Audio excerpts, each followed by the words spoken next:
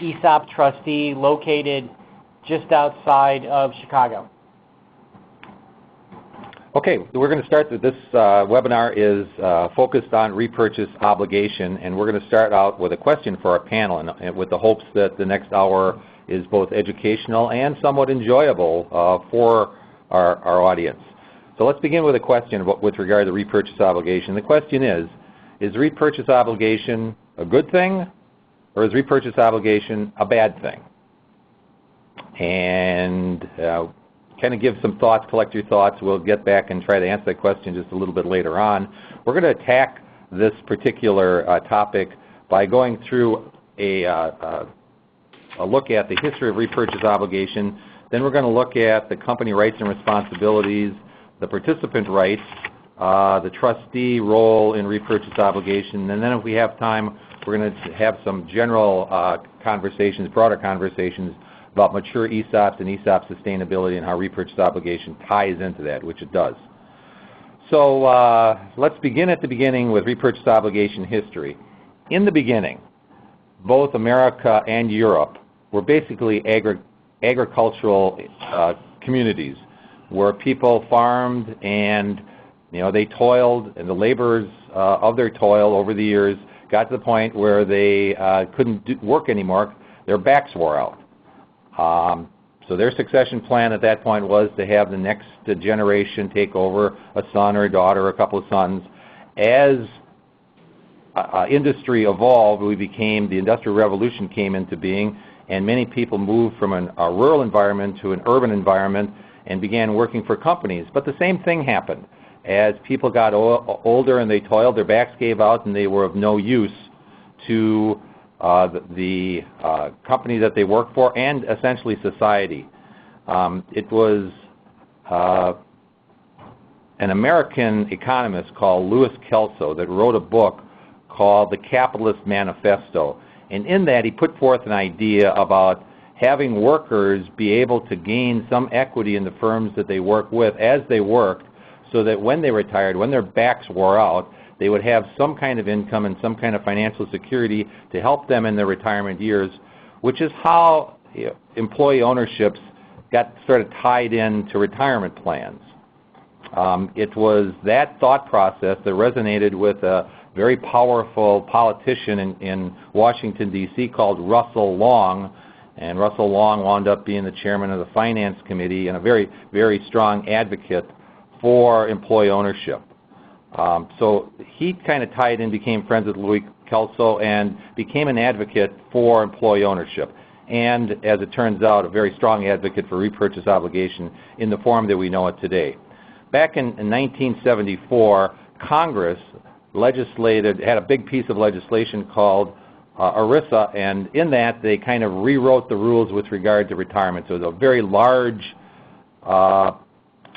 national piece of legislation. Important for us and repurchase obligation and ESOPs is to understand that it's at that point in time that defined contribution plans became popular and defined. And it was part of a strategy that still exists today with government to have each person, as it relates to their retirement, be sitting on a three-legged stool. One of the legs is personal savings. The other leg, an additional leg, is Social Security, which government provides. And the third leg is company retirement plans. And in that legislation, they created defined contribution plans to allow for what we would call more portability. As workers worked in businesses, they didn't work for the same company their whole lives. They actually wound up moving, and the retirement benefits had to be created in such a way that they could move with them. So thus, the tax reform, the ERISA Act came to be, defined contributions came to be, ESOPs are a defined contribution plan, and a lot of people stepped up to the plate during those years between 1974 and the Tax Reform Act of 1986, which is going to be the big moment for us with regard to understanding repurchase obligation. So many people in the ESOP community helped. They weren't necessarily asked to do that. They did it because they wanted to do it. Russell Long and Louis Kelso being the two major players, but other people in the ESOP community at that point in time, people like Jack Curtis, Ron Ludwig, Corey Rosen, Bob Smiley, Ron Gilbert, John Menke, and of course our own OEOC person, John Logue, all were instrumental in promoting ESOPs and helping define ESOP repurchase obligation as we know it today. So in 1986, there was a big tax reform act, and Russell Long held that legislation at bay until technical aspects of ESOPs were incorporated into the massive legislation, which they were. And they dealt with a lot of things, including vesting, eligibility, distributions. But for our discussion today, we'll talk about repurchase obligation. And repurchase obligation came to be as we know it today because of the Tax Reform Act of 1986, the people I mentioned, and Russell Long holding the legislation at bay until it was accepted in the form that he wanted. So in that legislation, participants were given what we're going to call a put right inside an ESOP, the right to put the stock back to the company at the time that they are eligible to receive a distribution. And the put right is a massive, massive thing. It's a very powerful investment tool for all investors. It gives people the right to put the stock back to the company. As it relates to ESOPs, it creates the obligation on the part of the company to make a market. It forces the ESOP company to have a valuation done every year, because every year, in theory, there could be stock that's put back. And there has to be a market made for it, and we have to know what the fair market value is. It also tied a trustee to it. So massive and so important is the marketability discount that it also affects the price that an ESOP can pay. In a normal situation where a company would be valued without an ESOP, the marketability discount for a privately held company might be in the area of 35, 30, 40%. You put an ESOP as the buyer and you put this put right in place, and the marketability discount is reduced to whatever the marketability discount is inside your valuation for ESOP companies, but that typically is like 5 or 10%. Sometimes it's as low as 0. It gives the ESOP the right to be able to, or the ability rather, to pay a higher value when buying stock from the selling shareholders, makes it a viable financial buyer in the marketplace. I cannot tell you how important the marketability discount is in the put right to the repurchase obligation. People would not want to be involved in ESOPs if they did not have the right to take stock that they've been given or bought and walk out the door with a piece of paper, as opposed to being able to put it back to the company and get money. So, at the beginning we asked the question, is repurchase obligation a good thing or is it a bad thing? And it's not a good thing. It's a great thing. And the ESOPs as we know it today exist because of the repurchase obligation and the items that I just spoke to you about with regard to participants' rights to get cash. Now, does every company have a repurchase obligation issue? And the answer to that question is yes. So in an ESOP company, it's just more legislated, more defined, and it comes more in bits and pieces than it does all at one time with a 100% shareholder who might own a company for 30 years and then want to sell it or get divorced or have health issues. So repurchase obligation is inherent in all companies. Publicly traded companies address the repurchase obligation by going public and making markets in a public environment so people can trade and buy and sell stock every day. Jim, any comments? Nope. Okay. Then we're going to move forward. Well, I also wanted to make a comment about S corporations. I included that in the presentation because right around the mid-90s, a small company in Minnesota called Liberty Check Printing thought that ESOPs should be available to S corporations, and kind of dug into their pocket and paid a PR firm in Washington, D.C. to lobby some of their congressmen. I think Ramstad was the fellow's name in Minnesota, who attached a bill, an ESOP S corporation bill, to a piece of legislation that got passed. There was some subsequent legislation to make S corporations exempt shareholders to be known as we know S corporations today. But Liberty Check Printing and a fellow by the name of Keith Yelnick did that basically on their own. And the PR firm that was hired wound up migrating into ESCA, the lobbying firm for S corporation ESOPs today.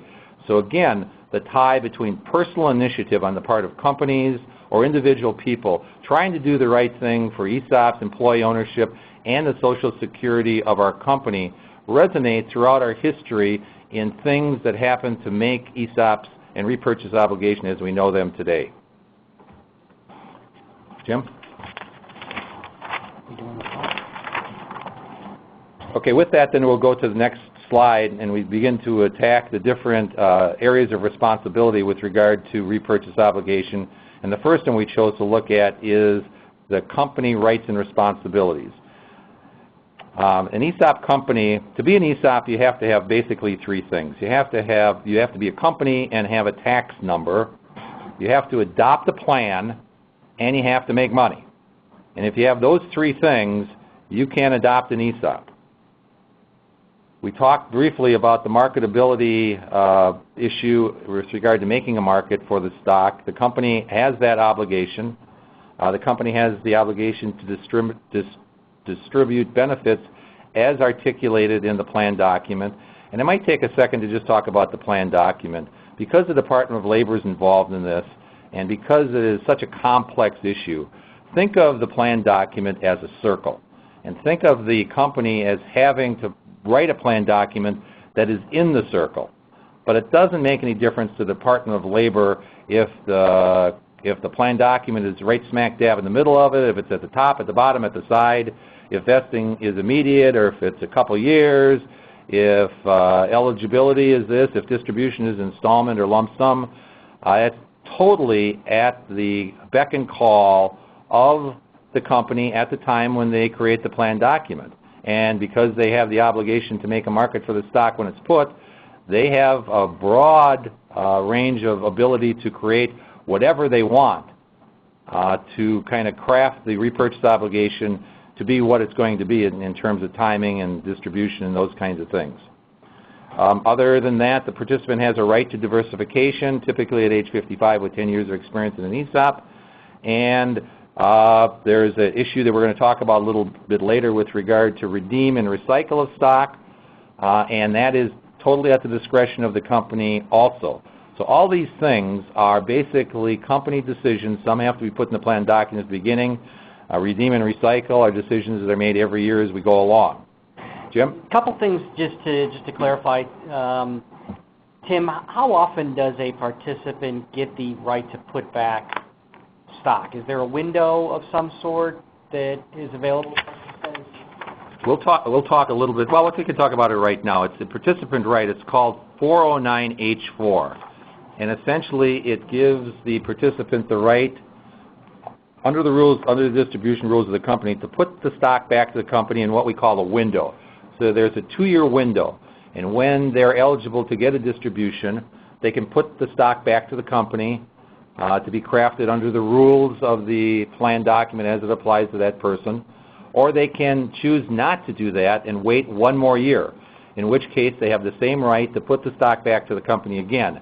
If they do not, during those 2 windows, those put right windows, then the right goes away. They get a certificate for stock, and they're like any other minority shareholder at the beck and call of the company to make a market for that stock if they choose to, and whatever price they choose to do it at. Okay. Good point, Jim. All right. Any comments that you would have as a trustee with regard to what you see a company doing as it relates to the plan document and repurchase obligation?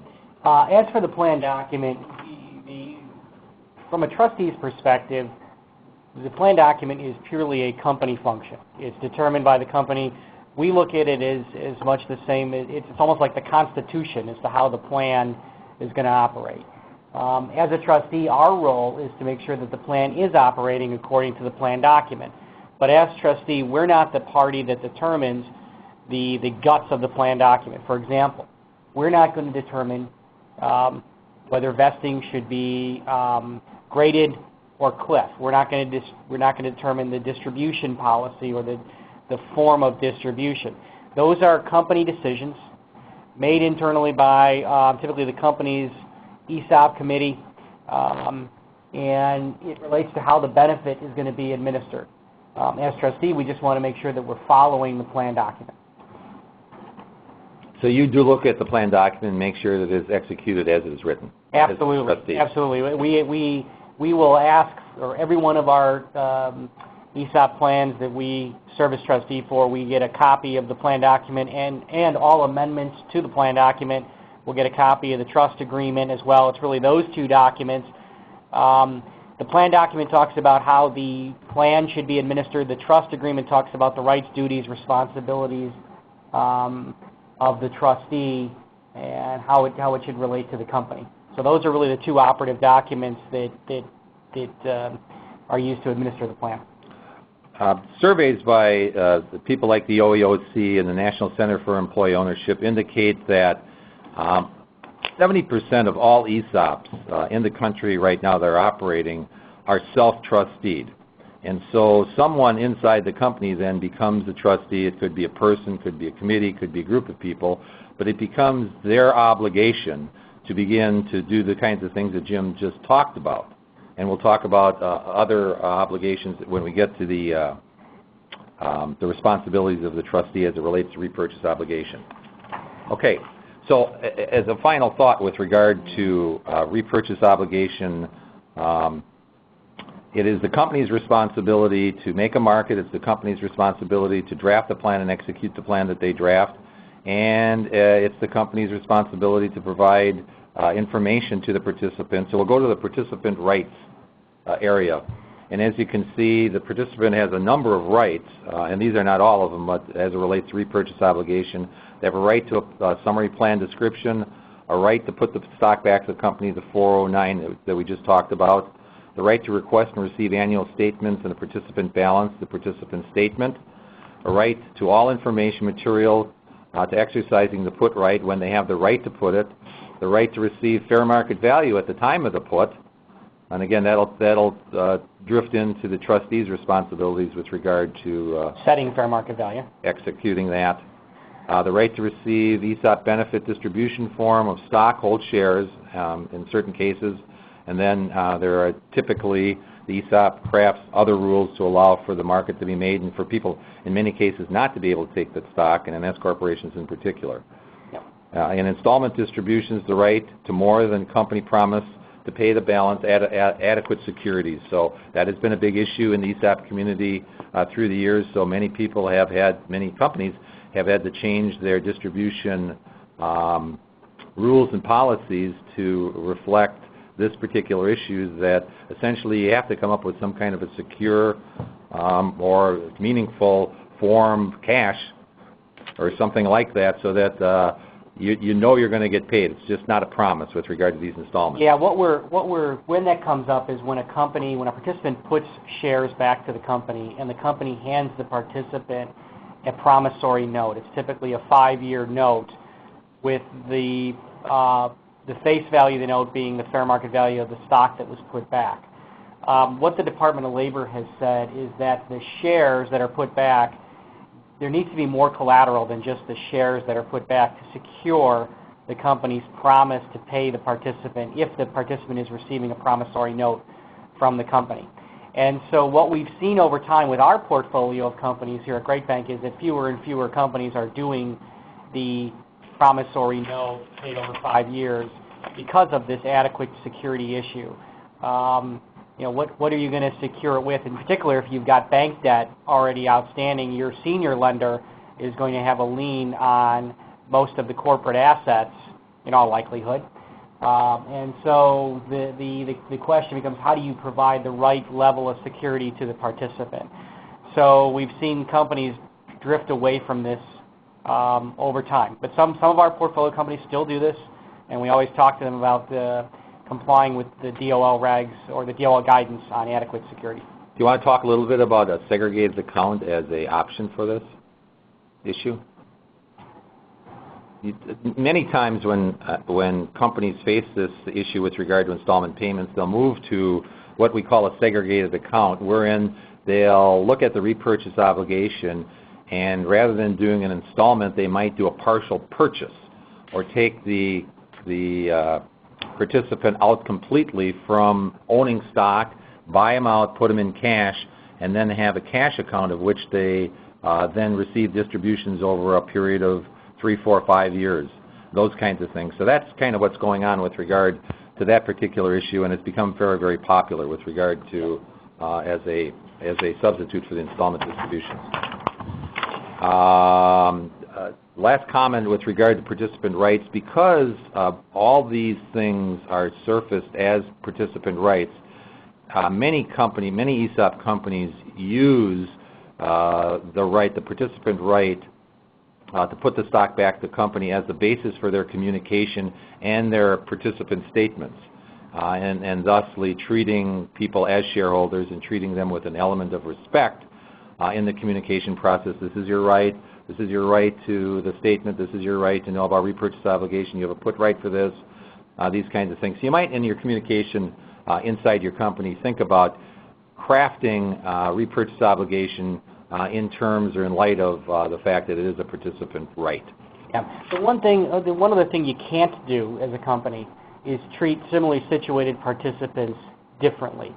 So if Tim and I have the same account balance, and let's say Tim and I each have $75,000 worth of ESOP stock, we retire in the same year, you can't pay me cash and give Tim a note, okay? You may be able to draft into your distribution policy that anybody over a certain balance can get paid, or at the company's discretion, can get paid out in a lump sum in an installment basis, but you can't treat similarly situated participants differently. And so it's just something to keep in mind. Okay, well, let's move on then to repurchase obligation, ESOP trustees' roles. So, Jim, you want to just kind of go through this a little bit? Let's clear up something that I hear throughout the country as we deal with our client base, and we talk to participants within the ESOPs that we serve as trustee for. One of the number one questions that we get is, hey, I'm an employee owner, and as an employee owner, I'm entitled to certain things. I'm an owner of the company. I should be setting strategy. I should be voting for the board. I should be making decisions as to whether we acquire this company down the street or whether we dispose of or close a certain line of business. And I want to clear up that as an employee owner, you're not an actual technical owner of the stock. The owner of the stock is the ESOP trust. And the trust is just simply a piece of paper. It's a contract between the company and the trustee. And so the trustee represents the trust. It's the trust that's the legal owner of the stock. And so employee owners, what they really have, or what you all have, is a beneficial economic interest in the stock. But you don't have the legal rights that other stockholders do. Okay? So you don't vote for the board. You don't set strategy. You don't determine policy. You have the beneficial economic interest in the stock, and that stock can go up or it can go down, as you probably all know. The trustee is appointed by the board, and it's somewhat circular because the trustee also, in its capacity as representing the shareholder being the trust, the trustee votes for a board. So on the one hand, the trustee is appointed by the board of directors, and on the other hand, the trustee votes for the board of directors. The trustee is also the party that's charged with determining the fair market value of the stock, and that's important because it's typically the fair market value at which the participant is going to be able to put his or her shares back. Okay?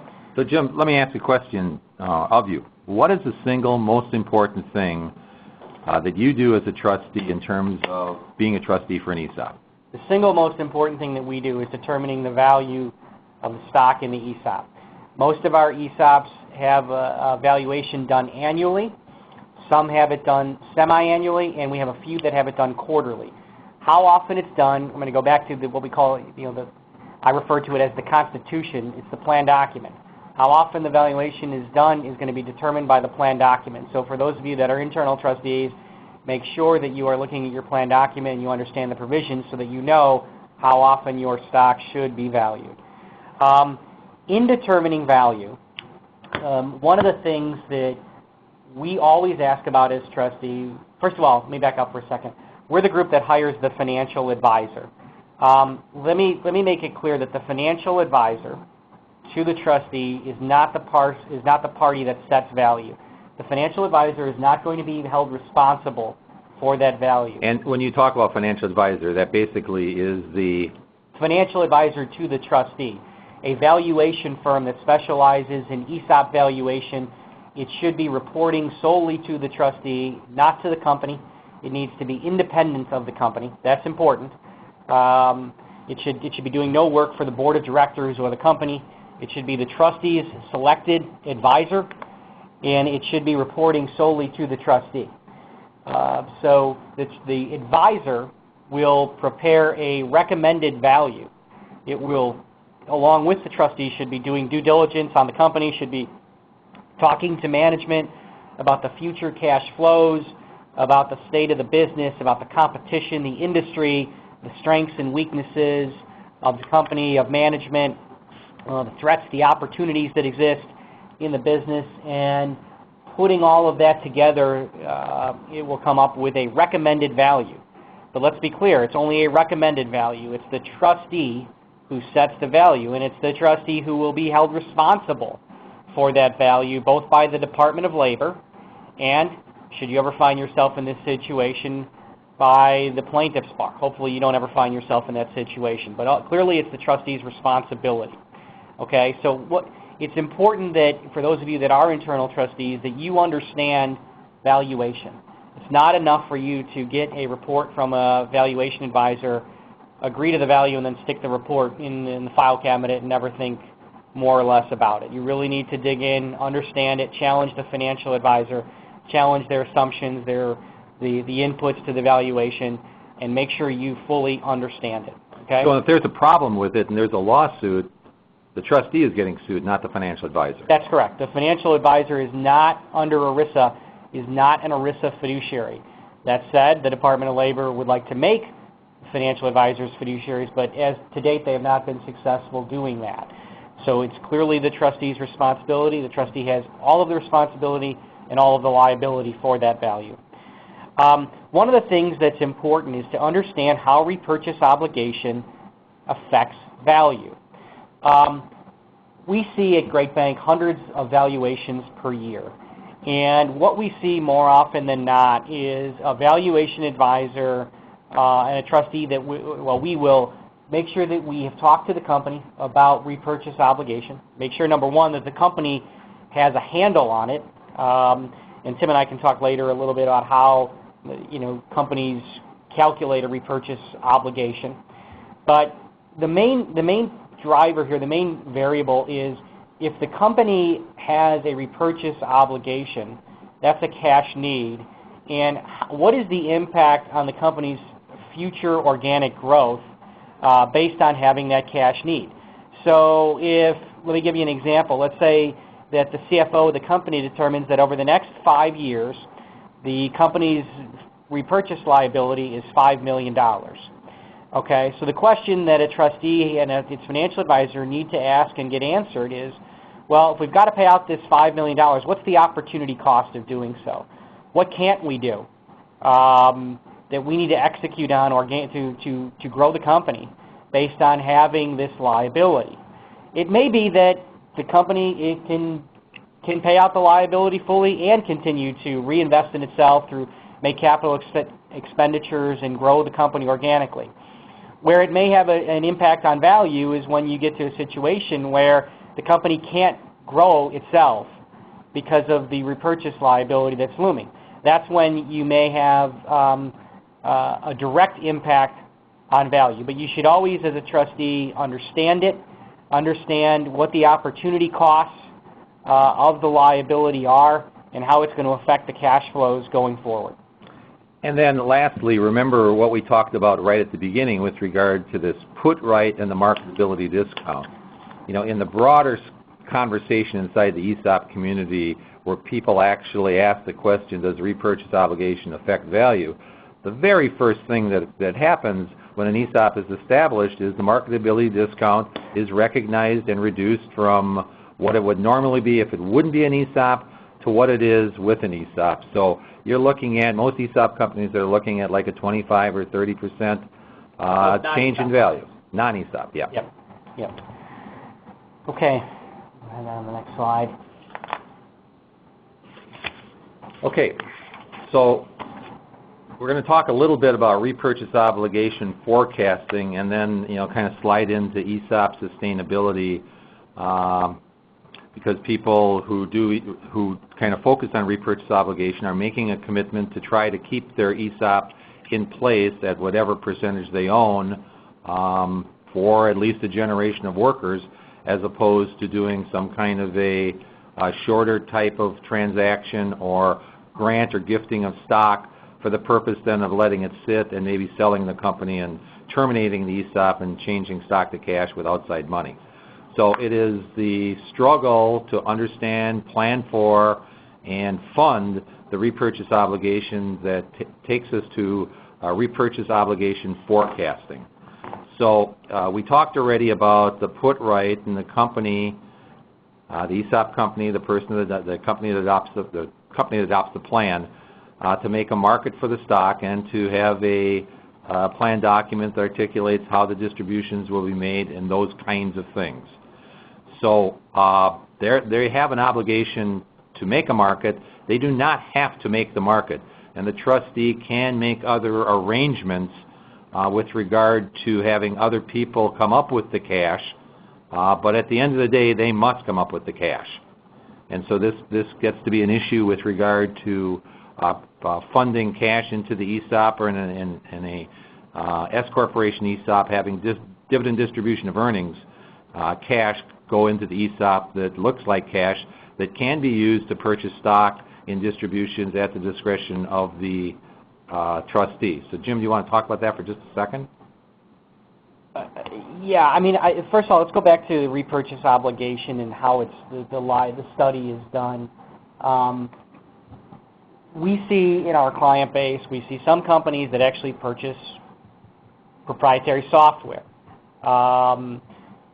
Others do it themselves. Other CFOs that we work with, it typically falls within the CFO's purview. They'll just do some elaborate spreadsheet where they'll make a stock. They'll try to determine a certain trajectory on stock value, and then they'll look at the demographics of the company, and they'll look at who the expected retirees are, and they'll try to get a feel for the actual value that way. So there's different ways that you can do this. Tim, can you repeat your question to me?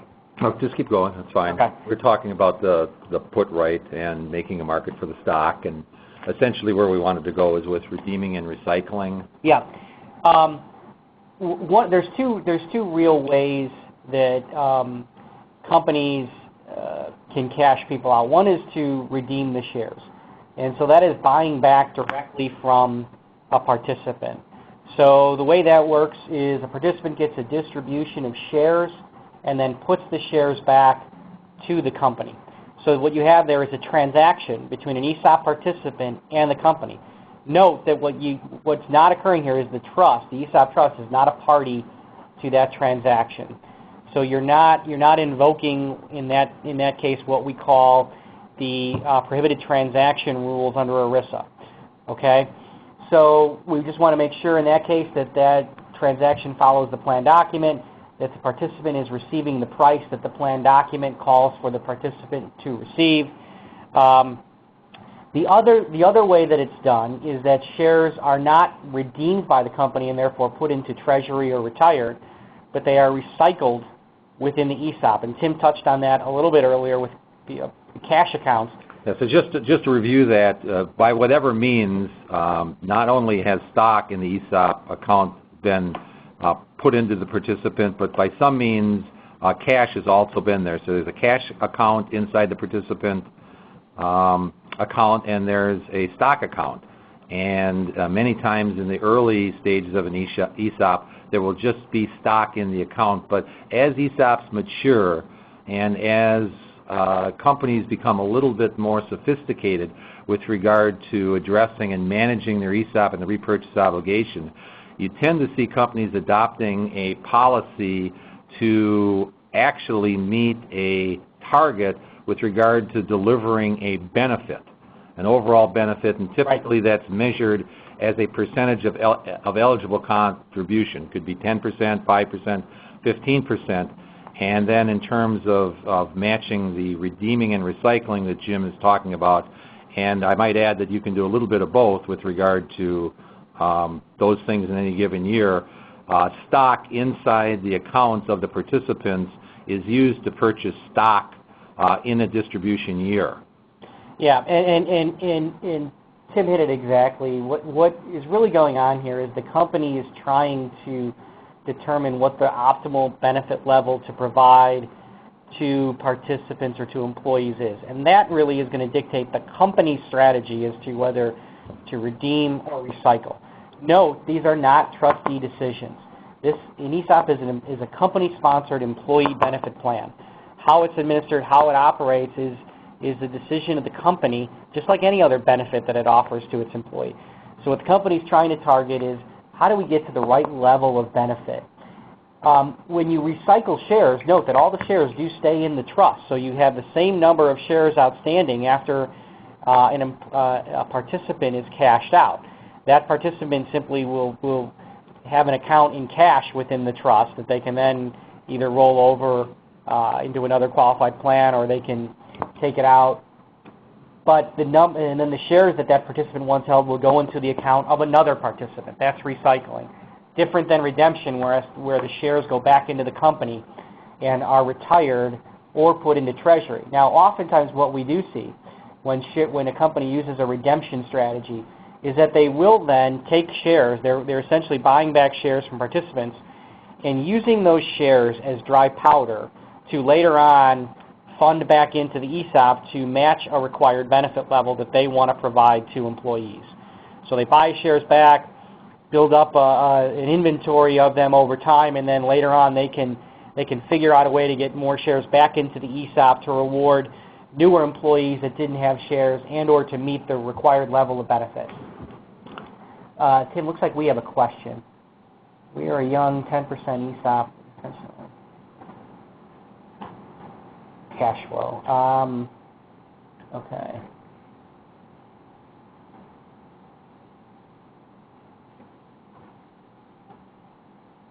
Okay, Dave, we have a question from a participant here, and it says, we are a young ESOP with the intention of buying 10 to 15% per year over the next 7 years or so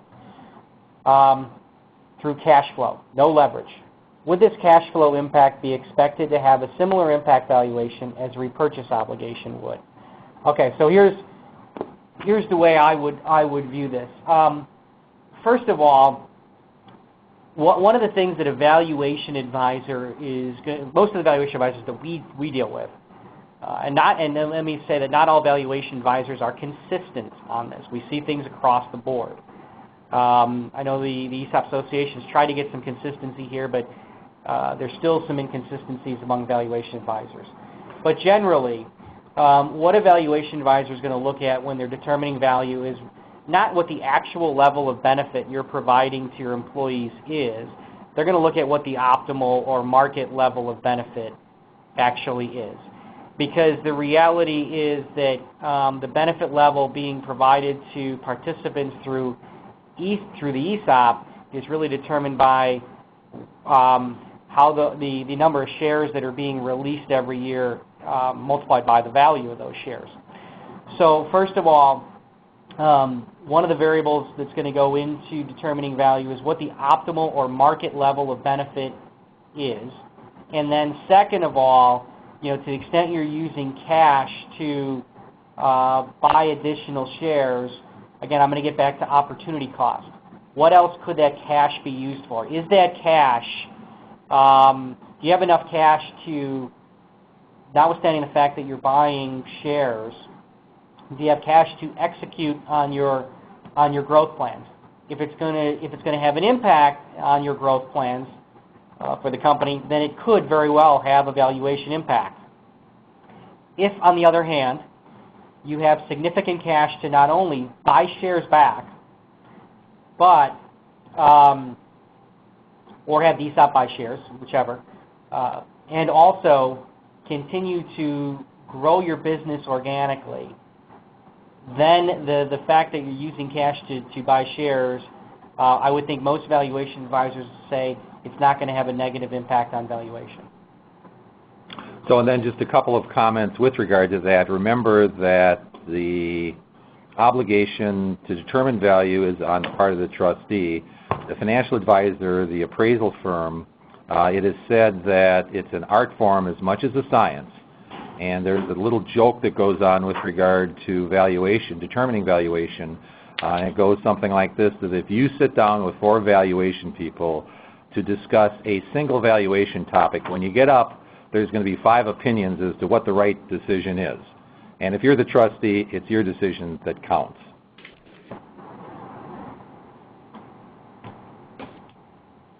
Okay, we're talking a little bit about the studies themselves, and as Jim mentioned, there's 2 actuarial-type software products available. Both are outstanding products and have been very helpful to the ESOP community. Remembering that the obligation is on the part of the company. Most companies do make a decision to try to do something with regard to assessing the or forecasting the repurchase obligation into the future, as Jim articulated, with regard to doing that in an Excel spreadsheet or with a actuarial software.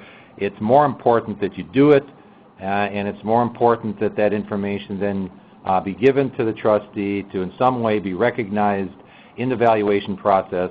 And as Jim mentioned before, the ESOP Association has come out with a couple of white papers beginning to address this topic, and you might want to go on their website and read those things as a statement by the valuation community and the ESOP community as to what their thinking is at this particular point in time. Now, if a couple of other points with regard to repurchase obligation. If you're a normal ESOP company, the money that you pay out over the course or the life of the ESOP is probably going to be greater with regard to people who terminate the plan early than it is people who retire from the plan, if you're normal. So turnover is a big issue with regard to forecasting repurchase liability, and typically speaking, the terms and conditions for distributions for participants that terminate the plan as opposed to retire from the plan are different. So and that's one of the reasons or one of the ways that the plan document is used to kind of manage the repurchase obligation.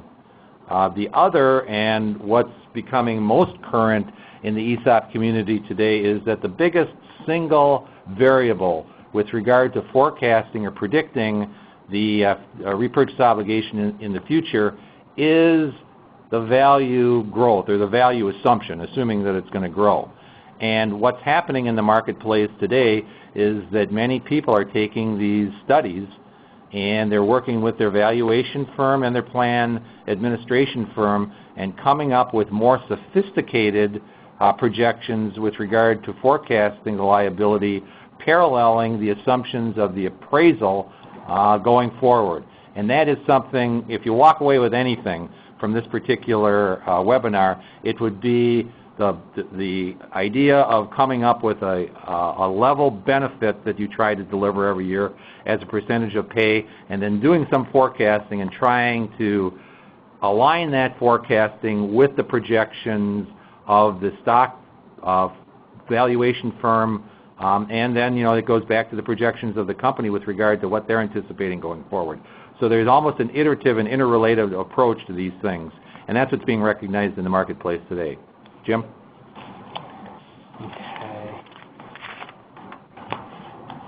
Okay, then we'll start to take, if people have questions, we're willing to take questions right now. We've got about 10 minutes left or so. There is many discussions and many webinars and things on ESOP sustainability, and the message that we're going to deliver today is the repurchase obligation is part of the overall concept of managing and keeping the ESOP sustainable over a long period of time. Going back to the first question that I asked, whether an ESOP is a good thing or a bad thing, and the response is it's a great thing. It is a great thing, but it touches all parties involved in running an ESOP, from the trustee and the board of directors to the actual people on the street, the finance people trying to implement the plan, the human resource people, and the people trying to fund the repurchase obligation. Yeah, one of the things, too, that you should take away from this, in particular for those of you that are CFOs of your company or involved in some way in determining repurchase obligation, is please don't just look at what you have to do or what the liability is going to be for your ESOP participants. But you really need to look at your cash liability, your cash obligations to all stakeholders in the company. This includes your cash obligation to your lenders, both your senior lenders and any junior or mezzanine lenders that you have. Most of you that have ESOPs, I'm guessing, or some of you have, even if you're 100% ESOP, you've got equity holders outside of the ESOP. They probably don't or can't hold actual stock, but they may hold some sort of synthetic equity, like a stock appreciation right or a warrant or an option to purchase shares, and you've got to factor that in as well, because ultimately you're going to need to have the cash to pay them off as well. We've had some issues from time to time with companies that focus solely on the obligation to ESOP participants, because that's what the ESOP industry had focused on. What is the obligation to cash out the ESOP participants? Really, you need to take a holistic approach here and look at your obligation to all stakeholders.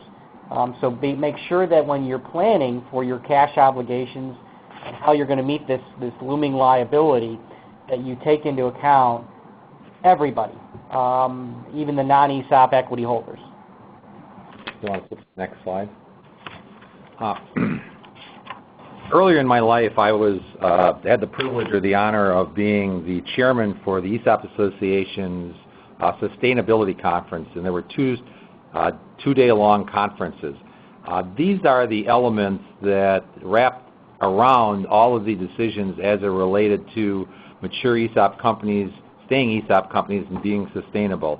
And at the very top of the list, corporate governance and repurchase obligation are there, but there are other issues that interrelate. And so the message with regard to repurchase obligation is that it is a good concept to look at in terms of tying all of the things that are listed here, as well as all the things that go on inside the company with regard to newsletters and participant communication and people understanding the plan document and understanding distribution rules and thinking and acting like owners, so that they have a vested interest in doing what the OEOC and the NCEO promote, in having a culture of people that fulfill the legacy and the dream of Louis Kelso and Russell Long in having workers be able to have something in their retirement, and the dream of the government to have this three-legged stool where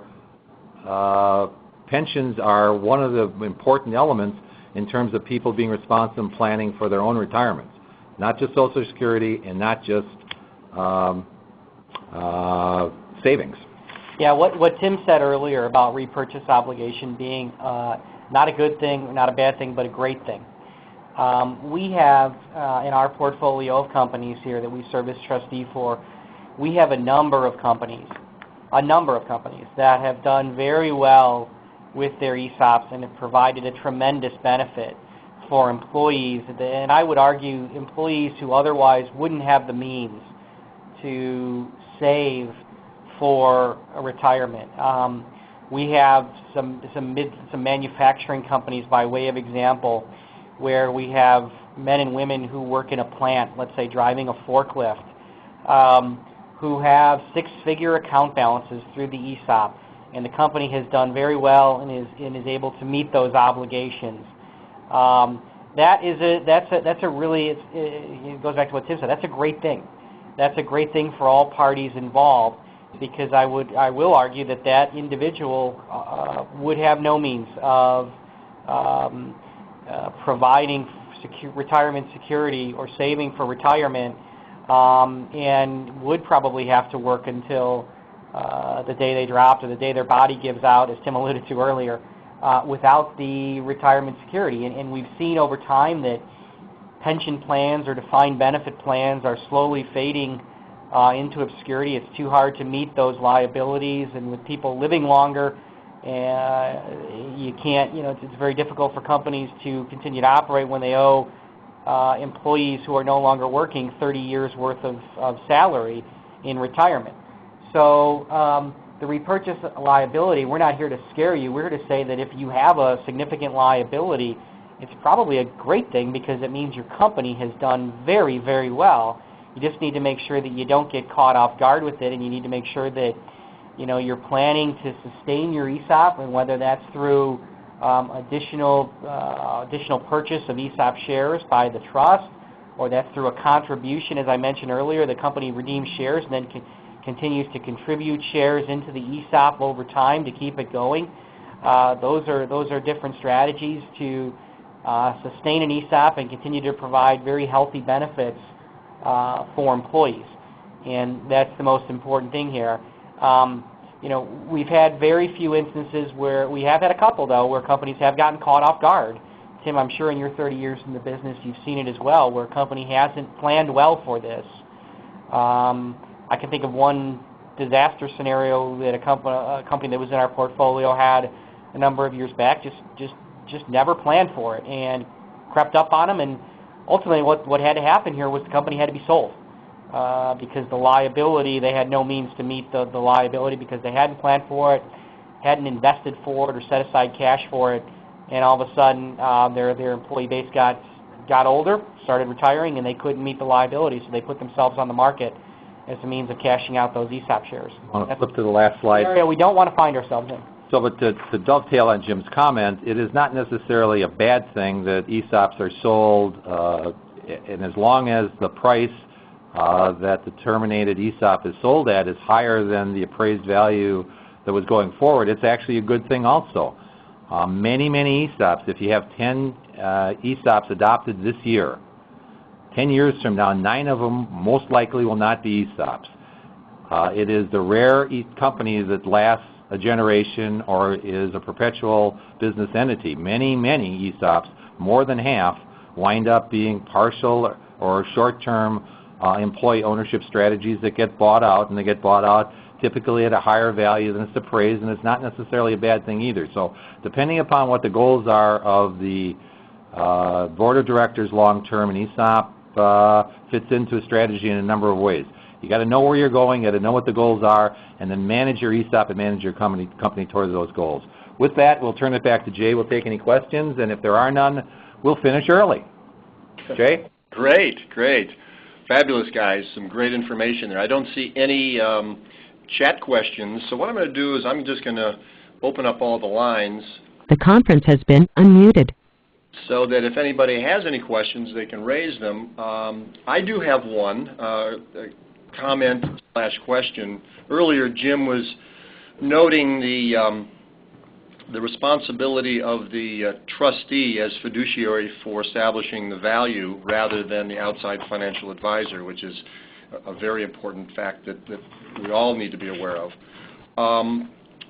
And there is a controversy within the DOL right now that threatens ESOP in a negative way, and maybe you guys have a comment on where that issue stands, and why it's viewed generally as a negative if the DOL has their way. And what the Department of Labor, Jay. And one other thing, why it's important to let your legislator know of these kinds of issues so that we can sustain good laws for ESOPs. Yeah, let me start let's do a top-down approach to that question. There is a subdivision within the Department of Labor called EBSA, the Employee Benefits Security Administration. EBSA is headed by an individual named Phyllis Borzai, who I don't know her. If she walked in the room, I wouldn't recognize her, but she's not a proponent of ESOPs, okay? So here's a division of the government that is administering ESOPs or is supposed to regulate ESOPs, and the head of that division is on record as not necessarily being a fan of ESOPs, okay? So we've had the Department of Labor has been much more active over the last few years than I've ever seen. Tim, I think Tim is shaking his head that he agrees. Yep. They have been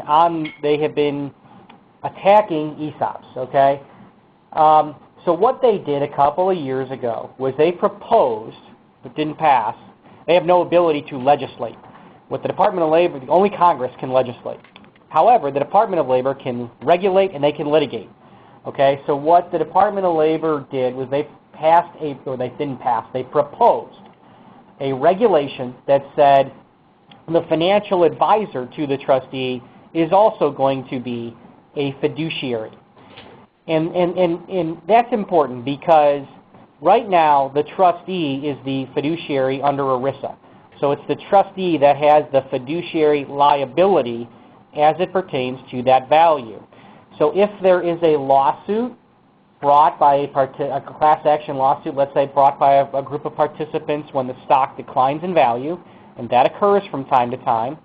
Any trustee that's been in the business for a long time has probably been sued. I know GreatBanc has, and so have our competitors, but we're still standing. But what happens is if the valuation firm gets sued, they get dismissed out because they say we can't be liable for breach of fiduciary duty because we don't have a duty. We're not a fiduciary, and therefore, because we're not a fiduciary, we don't have a duty. And they're right, okay? You can't have a fiduciary duty if you're not a fiduciary under law. So they would get sued and they would get dismissed out, and that would leave the trustee standing. Well, what the department said is, you know what? They need to be a fiduciary. We need we need to be able to go after, and we need to allow the participants to go after this valuation advisor. So they said, well, we want to make them a fiduciary as well. So now what you'd have if that regulation were to pass, and it's been backburnered a little bit.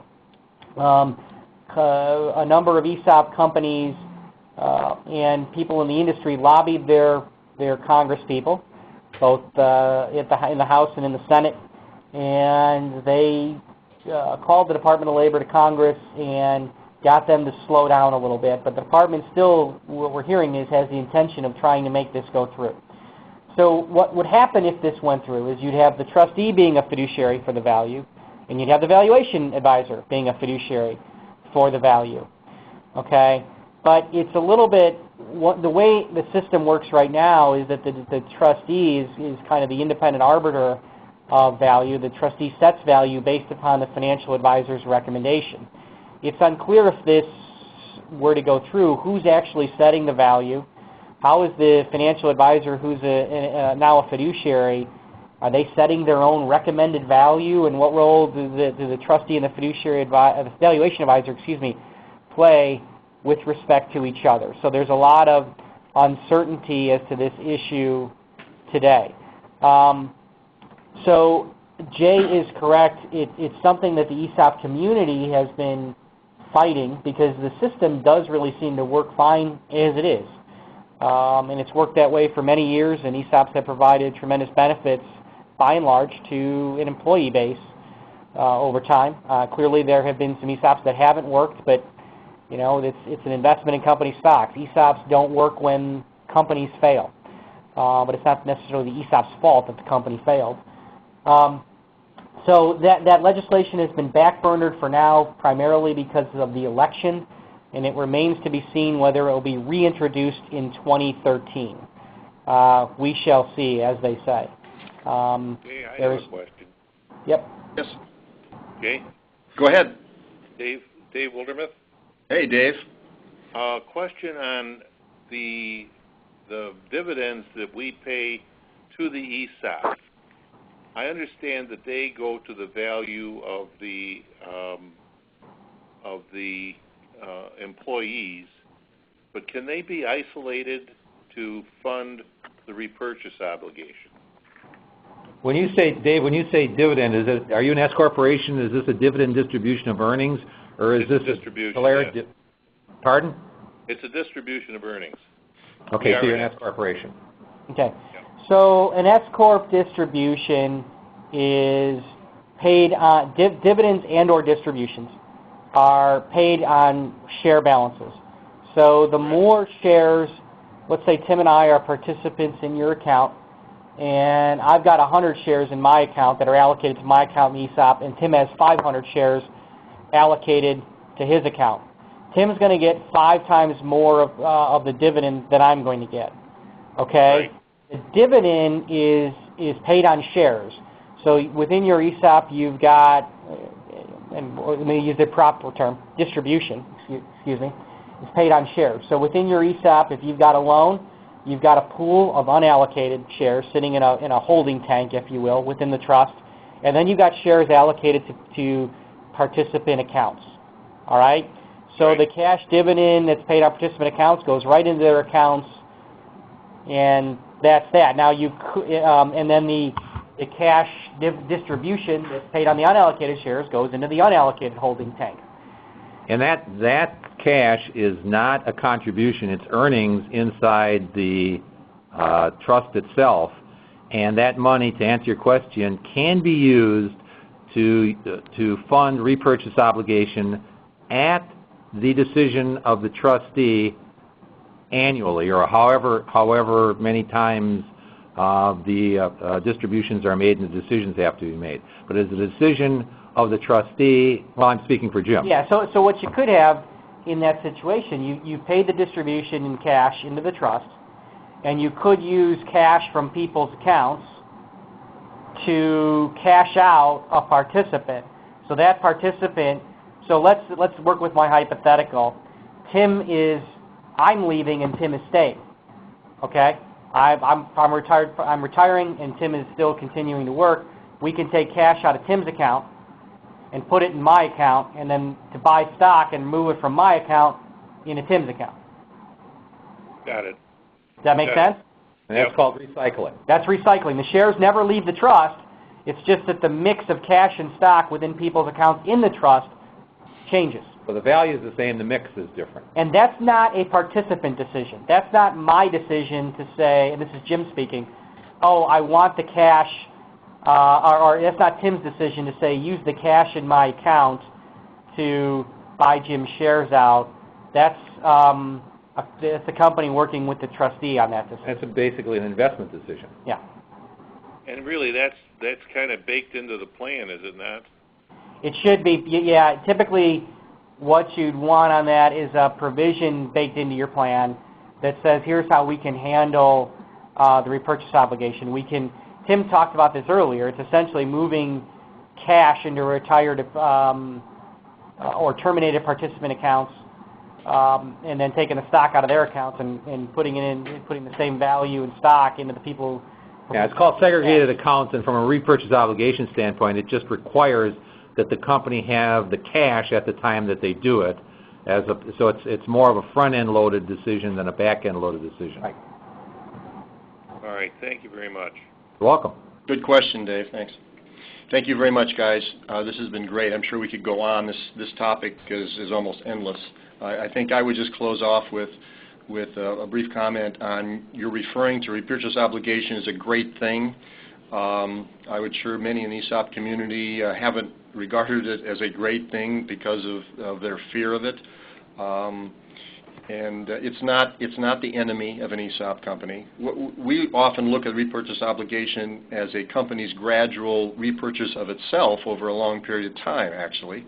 Right. And it's really no different than any buyer of a company who looks to pay for that purchase out of future performance and cash flow. So it's just a gradual buyback rather than one, a sudden transaction. So well, Jay, I would, yeah, you're absolutely right, and I would say the same. We tend to link in the ESOP community, rightfully or wrongfully so, ESOP or repurchase liability with ESOP companies. Okay, so GreatBanc is 100% ESOP-owned company, but it wasn't always that way. Before I joined GreatBanc, or excuse me, when I joined GreatBanc, we didn't have an ESOP. We have a newer ESOP that we put in place a few years back. So at the time, there were 20 or so of us that owned stock outright. Okay, we were an S corporation with I think it was 24 shareholders at the time. We didn't have an ESOP, but guess what? We still had a repurchase liability. You're still you still have to find a way in a privately held company where the stock is not liquid.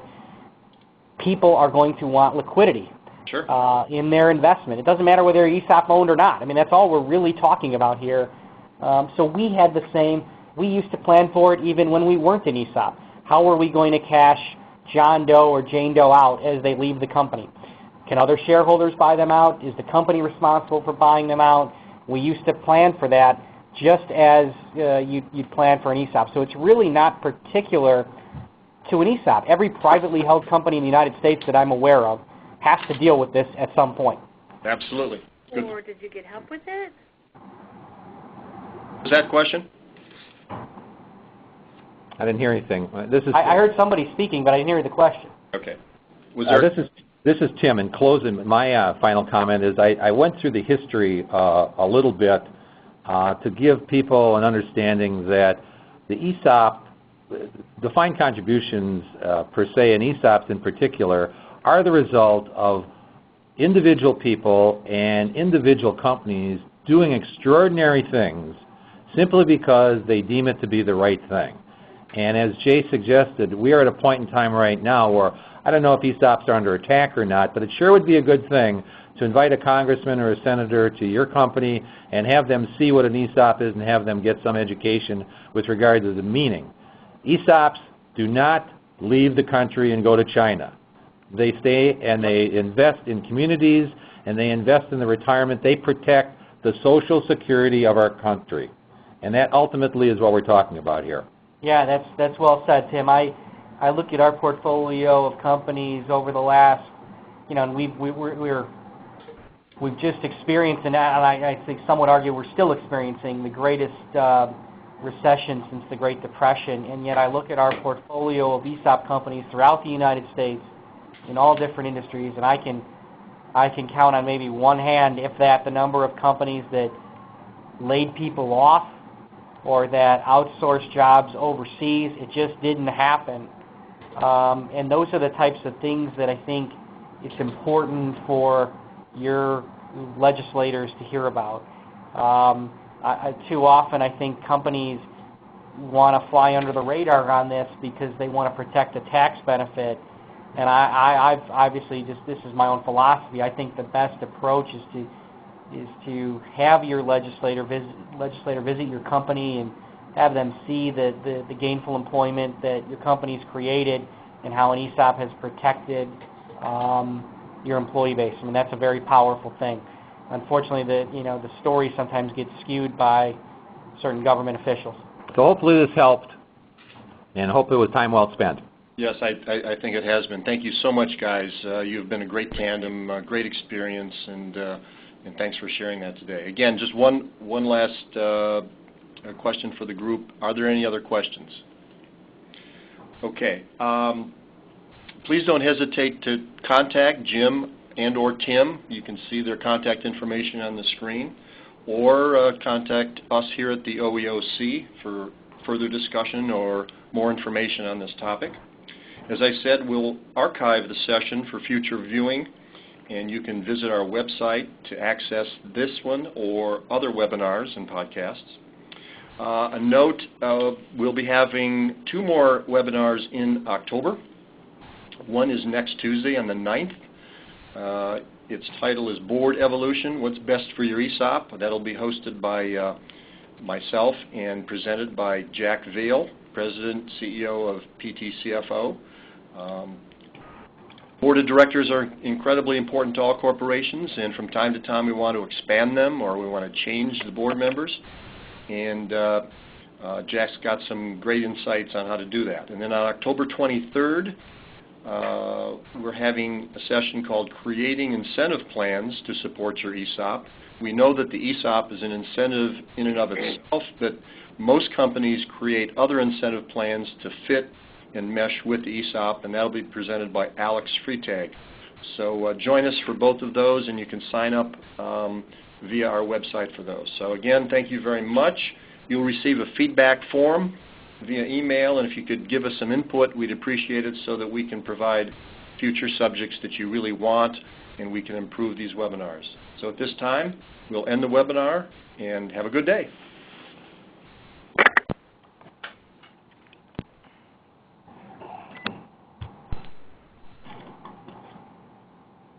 Thank you. Please stand by.